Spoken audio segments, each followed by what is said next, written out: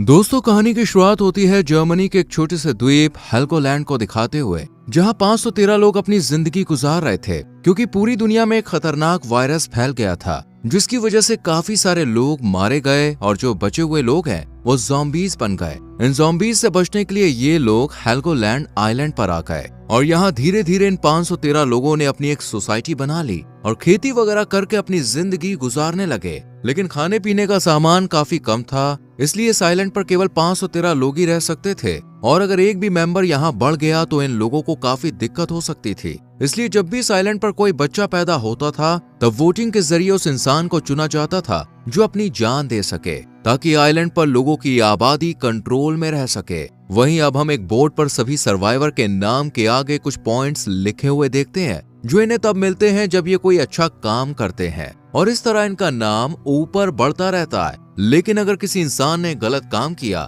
तो उसका नाम नीचे चला जाता है। इस आइलैंड के लोगों को मैनेज करने के लिए काउंसिल कमेटी भी है, जिसकी सुपीरियर बिएट्रिस नाम की एक लेडी होती है। इसके बाद हमें 15 साल आगे की कहानी को दिखाया जाता है, जहां पूरे शहर के लोग एक हॉस्पिटल में आए हुए होते हैं क्योंकि आज एमिली नाम की एक लड़की अपने बच्चे को जन्म देने वाली है। इस पूरे सीन को लोला नाम की एक रिपोर्टर अपने कैमरे में रिकॉर्ड कर रही थी। अब रूल के हिसाब से जब कोई बच्चा पैदा होता है तो किसी दूसरे इंसान को अपनी जान देनी होती है, इसलिए एमिली के पिता खुद अपनी जान देने का फैसला करते हैं और एक चट्टान से कूद जाते हैं। वहीं हॉस्पिटल में एमिली एक बच्चे को जन्म देने के बाद दूसरे बच्चे को भी इस दुनिया में ला रही होती है क्योंकि उसे जुड़वा बच्चे पैदा हुए थे।